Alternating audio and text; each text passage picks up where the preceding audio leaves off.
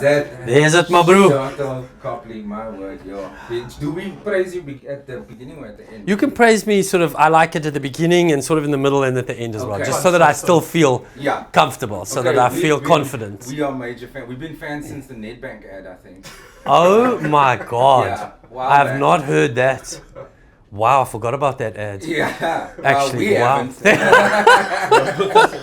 Podcast inspiration came from India. Oh my God, that's amazing. And it's cool because we've been following your career throughout. We actually believe you should be in prison for all the scenes that you steal in all your work. Look at that. That's a clever pun. There you go. I want to come do the podcast with you guys. Yeah, we are always available. Did you get that we on don't have video? jobs. I did. I actually said it in the lens, which I don't know why I did that now. But So watching Boy Kills World last night and knowing your career, there was actually a few roles that I thought Sharlto could do that. Sharlto could do that. What drew you to Glenn van der Kooi? that's the one they offered me. Love it. Honesty, best. Yeah. Because What happened is like I read the script and I just loved Glenn. I No, love it. that's the one they offered me, and I was like, it's a South African funded movie. Yeah. Which has never happened before at this budget level ever in history. Like these guys put millions and millions of dollars into this movie. At first I couldn't believe that. I was like, well, let me just speak to them because I don't believe that it's actually South African money. Yeah. Like when I saw the budget. You I want was to like, see the range. no, I was like, did this actually happen? Yeah.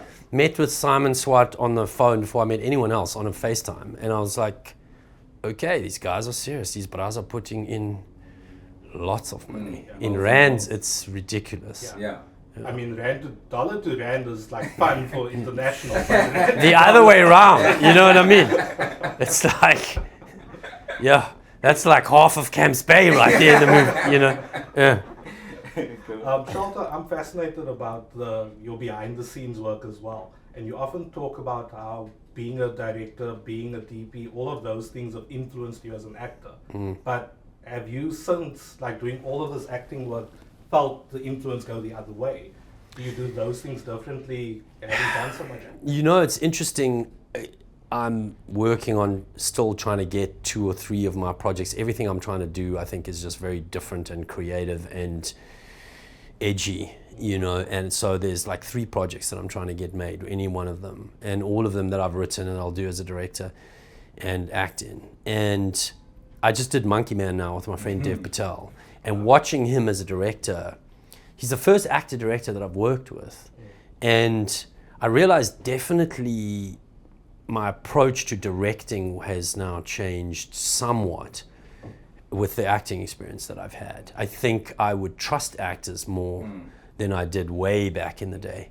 Although I always loved actors and working with them, really high-level actors can really elevate a script, a project. They usually have very smart notes about the story itself. They understand filmmaking, which is something I didn't necessarily know. And that really is, though, the top people. You know, I've definitely worked with funnily enough, the highest level actors I've worked with were very often, almost always, easier to work with than lower or medium level actors, which was interesting. Professionalism. Yeah, professionalism, the kind of notes they give. But Dev Patel's production was extreme, right? That Monkey Man was properly adapt or intense. die. That was properly intense. I mean, this wasn't a picnic either for these guys. Like, these guys have been through it, but Dev went through proper chaos, man. That film was up, down, not funded, then not funded, then shooting in India, then shooting in Indonesia. Dev's breaking his hand, breaking his feet. These ropes. But another scene, I mean, those fight scenes you stole, I mean, just to hear the accent already is just... In Monkey Man? Yeah. Oh, did you guys see that as well? Yeah, oh, we okay. see everything you Okay. do. We weren't joking. Wow, I really have to do the show. Wow, okay. They're not just saying it. Normally everyone just said that. I'm a really huge fan. It's like, no, we've seen it. Our Monkey Man review just came out. Okay, there you go. You steal those scenes as well. It's nice to root. We're already biased because you are South African, but coming from South Africa and being South African, has that given you any edge or advantage when working in Hollywood productions? I mean, mostly it makes it harder for sure. It's like Charlize, you know, having to go through, and I went in the best possible way with District 9 with a South African character.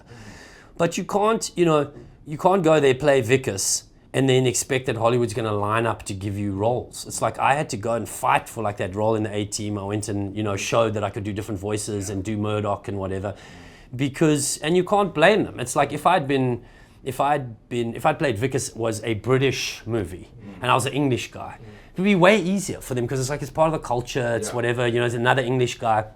But they were like, okay, this is a great performance, great guy, but we don't really have movies that have these sort of weird Afrikaans bureaucratic type guys like you play in them. Where if I was that type of guy in an English project, it's like, yeah, there's a bunch of them that you could end up in. So you're working against, you're working to basically show that your uniqueness is worth putting into projects. That's hard, you know. It's very, very hard to do in that society. And Hollywood is actually quite open to different ideas and cultures, and certainly behind the scenes they have been for millions. They have been for years, for millions of years, like since before the dinosaurs. Since before the dinosaurs. But for a long time, you know, they took crew from anywhere. They took directors from anywhere, and they just wanted to make a certain type of commercial art. But it was in English. It was mostly American. It was mostly American accents. People are like, but we also have stories. It's like, okay, but why do they don't have to tell our stories. You tell your story. You know, you come from Singapore, you come from South Africa, but we've got stories for the world. It's like, okay, well, let's see. Can you tell them? You know, so I never had that approach of like some sort of sense that you must let me play a South African character, you know. But it works in movies. It works. Well, exactly. And I try as much as I can to sort of show and put it in. And there's definitely interesting South African characters that I think are entertaining and interesting. And I'd like to do more of them.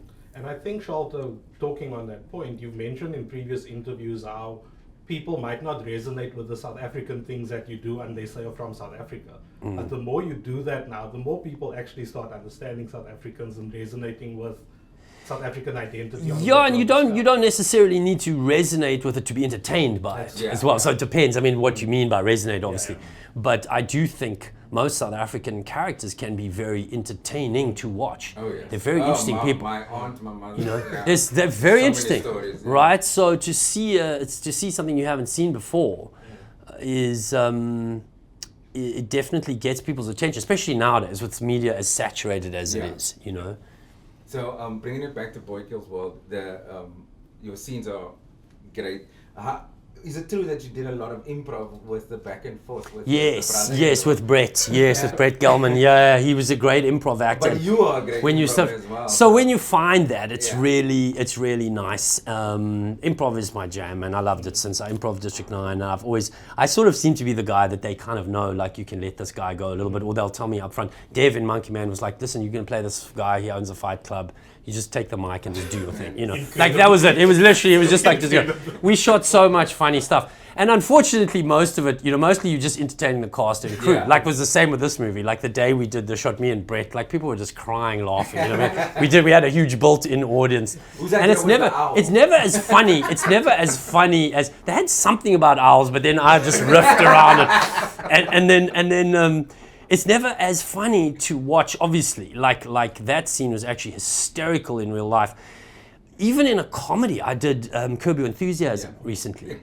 Watching Larry David and JB Smooth improv scenes, I mean, we were behind the monitors, we were falling off the chair.